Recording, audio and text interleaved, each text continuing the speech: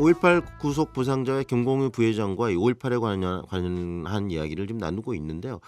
부회장님, 이번에 전두환 씨 회고록 이야기를 일부에서 좀 했었는데 지만원 씨도 계속 5.18에 대해서 왜곡을 하고 그러는데 또 전두환 씨가 한 말을 근거로 해서 지만원 씨가 왜 5.18을 왜곡하고 또 지만원 씨가 쓴 내용을 근거로 해서 전두환 씨가 회고록에 쓰고 그랬던데 그런 부분들에서 어떻게 대응해야 되는가 굉장히 고민들이 좀 많으실 것 같아요. 네, 그렇습니다. 그 지만원 씨가 어 지적하는 광수 중에 저도 한 아, 사람입니다. 네. 제가 그렇다면은 북한에서 내려온 지령받고 내려온 공작원이겠습니까? 공작원이라는 예. 이야기신데요. 네. 그리고 정말 저는 어처구니가 없는 게 그들을 보면서 더군다나 지만원이는 예를 들어서 그럴 수 있다고 한번 가정을 합시다. 하지만 이 나라의 대통령까지 지낸 사람이 어떻게 자기 회고록에 북한군 600명이 광주 5.18 때 이렇게 침투해서 조장을 했다. 과연 600명이 광주까지 왔다 간다 하면 이 나라가 전몰되지 않았을까요? 네. 저는 그렇게 봅니다. 그래서 실질적으로 당시에 이 대한민국을 통수하고 있는 통수권자가 누구였는가? 네. 그러면 600명이라는 북한 특수공작원들이 광주까지 올 때 군은 무엇을 하고 있었으며 그러면 그들이 그에 대한 책임을 져야 되지 않겠습니까? 그런데 이러한 정말 3살 먹은 애기도 믿어주지 않을 이러한 주장들을 지금껏 줄곧 펴고 있고 그러한 그들에 대한 처벌을 하지 않고 오히려 옹호하고 네. 있는 이러한 이전 이명박 박근혜 정부를 두 정부를 거치면서 이러한 그 왜곡된 네. 폄훼된 이러한 것들이 상당히 많이 나왔습니다. 그래서 네. 이러한 것들을 이번에 지금 정권이 바뀌었기 때문에 이러한 처단할 수 있는 방법, 법적인 근거를 좀 네. 가져서 이들에게 더 이상 저희들은 지금 국가에서 인정해 준 유공자 네. 아니겠습니까?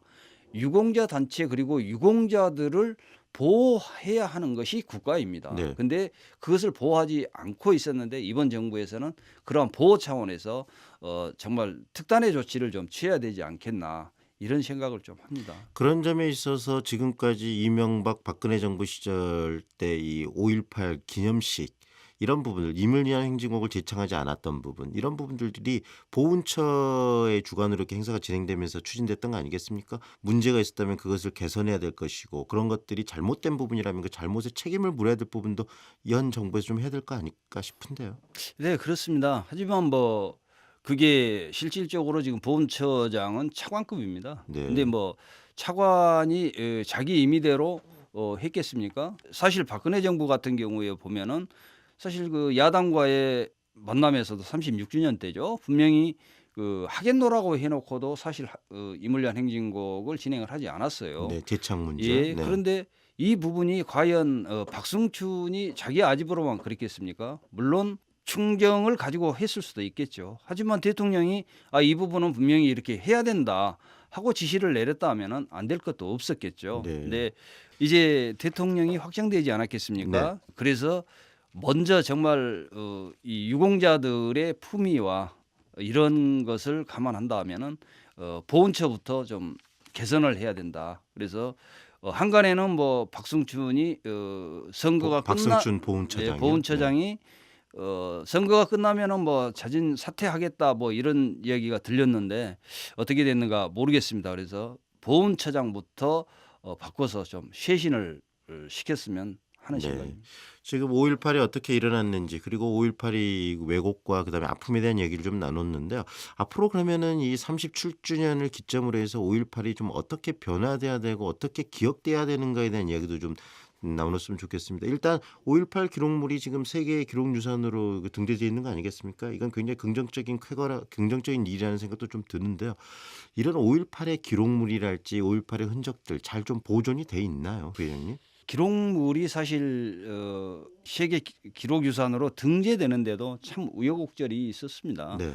아까 말씀드린 지만원이나 이러한 5.18 폄훼 세력들이 기록물 심사위원회가 있는 곳까지 가서 사실 이 5.18에 대한 왜곡과 폄훼를 하였고 세계적인 망신을 정말 사게 만들었죠. 네. 하지만 그들의 주장은 정말이었다 한다 하면은 이러한 유엔에서 5.18에 대한 기록물을 세계유산으로 등재를 했겠습니까? 하지만 그들의 주장은 다 아니었기 때문에 네. 세계 기록유산으로 이렇게 등재가 되었는데 실적으로 이제 여러 가지 유산 유물들이 좀 있습니다만은 안타까운 것은 당시의 현장들이 원형 복원이 돼 있지 않다는 거.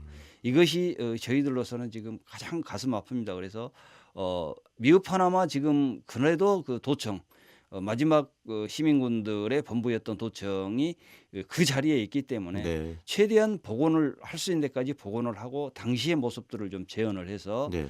광주를 찾는, 그리고 5.18을 기억하러 오시는 그 분들 그리고 후세들에게 5.18의 역사, 참상이라 하기보다는 역사를 그대로 좀 물려줄 수 있도록 이렇게 좀 보존을 할 수 있었으면 하는 바람입니다. 네. 더불어서 문재인 대통령은 5.18을 헌법 전문에 좀 포함시키겠다 이런 이야기를 선거 기간에도 했는데 그런 부분도 좀 필요할까요?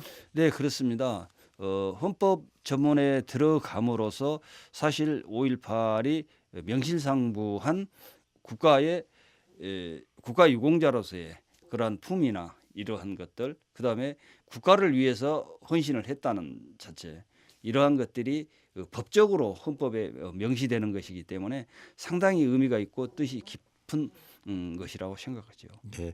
그리고 왜곡 문제는 저희도 뭐 계속 이야기를 했지만 우리 사회에서 지금 일어나고 있는 문제인데 근본적으로 이 왜곡 문제를 좀 해결할 수 있는 방안 그런 게 대안이 좀 있을 수 있을까요? 실질적으로 예전에 보훈처에 이러한 왜곡된 부분을 왜 우리들이 유공자인데 네. 유공자들을 폄훼하는 이들을 보훈처에서 국가에서 이렇게 가만히 놔두냐 네. 뭐 했더니 직원하는 이야기, 공익법인이죠. 네. 공법단체가 되지 않았기 때문에 네. 우리가 나서기가 그런다. 음. 공익법인이 되면은 국가가 당연히 나서서 이러한 부분들을 하고 대적을 할 것이다. 네. 이런 이야기를 하는데 저는 이제 법에 대한 정확한 상식을 모르기 때문에 네. 사실 그 진위는 좀 밝히지 못했습니다마는 이러한 형식으로 국가는 음. 5.18을 반쪽짜리 이 유공자로서의 처우를 지금 하고 있습니다. 네. 그러면은 5.18 단체가 이렇게 공법 단체가 돼서 좀 더 적극적으로 대응해야 될 필요도 있다. 네, 5.18의 왜곡에 대해서 이렇게 네, 생각하시는 그렇습니다. 거네요. 네.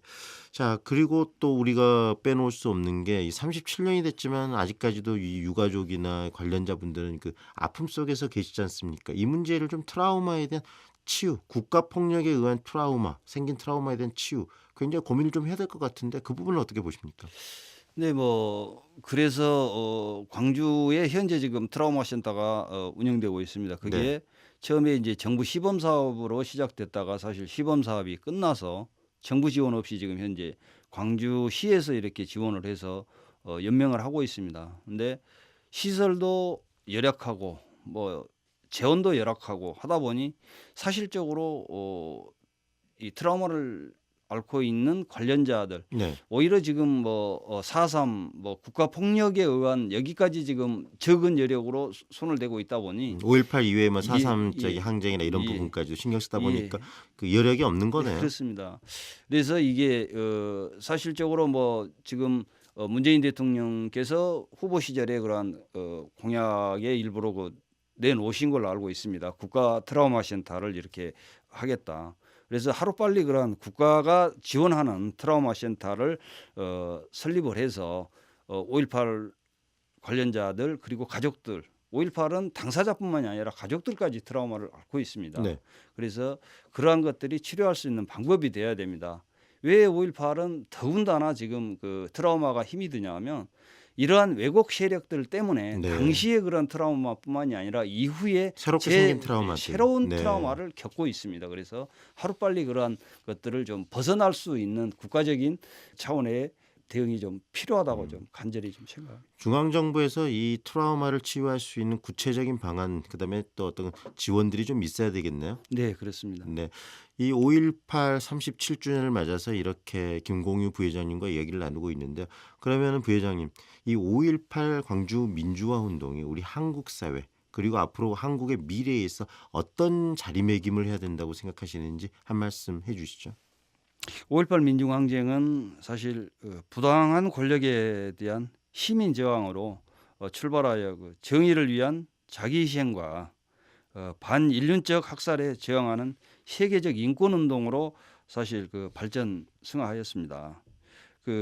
그러나 정작 우리나라는 5.18 민중항쟁을 부정하는 세력을 아까도 말씀드렸듯이 처단하지를 못하고 네. 못하는 게 아니라 안 하고 있지 않는가, 오히려 옹호하고 있지 않는가, 이러한 점을 느꼈을 때 매우 가슴이 아프고, 이러한 부분을 세계가 인정하는, 그리고 실질적으로 제3세계에까지 민주화에 대한 불꽃 그리고 기틀을 만들었던 자랑스러운 이 나라의 5.18 네. 민중항쟁을 자랑스러운 그런 가치로 더군다나 널리 지키고 알릴 수 있도록 국가가 나서고, 그다음에 국가가 하지 못하면은 사실 우리 국민들이 5.18에 대한 진실은 누구보다 더 잘 알고 있지 네. 않겠습니까? 그래서 정부가 이제 정말 문재인 정부가 들어서서도 정말 못한다면 다시 촛불의 힘을 빌려서라도 이러한 5.18에 대한 진실, 이 역사를 왜곡하지 못하게끔, 네. 그리고 5.18에 대한 5.18 민주화 운동에 대한 모든 것들이 세계가 지금도 본받고 있는데 그러한 걸 자랑스러운 5.18로 좀 되새김할 수 네. 있는 그러한 것들이 국가와 당사자 그리고 국민들이 함께 좀 힘을 모아서 해나갔으면 좋겠습니다. 네. 37주년 기념일이 얼마 남지 않았는데 바로 올해가 방금 부회장님께서 말씀하셨던 그런 것들을 할 수 있는 또 시작점이 될 수 있지 않을까 하는 생각이 좀 드는데요. 네, 그렇습니다. 그래서 처음에 말씀드렸듯이 정말 올해 37주년 기념 행사는 더군다나 좀 의미를 갖고 기대가 되는 네. 이러한 37주년 행사를 지금 생각하고 있습니다. 네, 문재인 대통령도 참여하시겠다고 하셨으니까 행사에 오셔서 그런 이야기들을 많이 또 하시지 않을까 싶어요. 네, 그렇습니다. 네, 오늘 말씀 잘 들었습니다. 감사합니다. 네, 감사합니다. 5.18 구속 부상자의 김공희 부회장과 이 5.18의 의미, 그리고 앞으로 우리가 이 5.18을 어떻게 계승해야 될지 이야기 나눴습니다.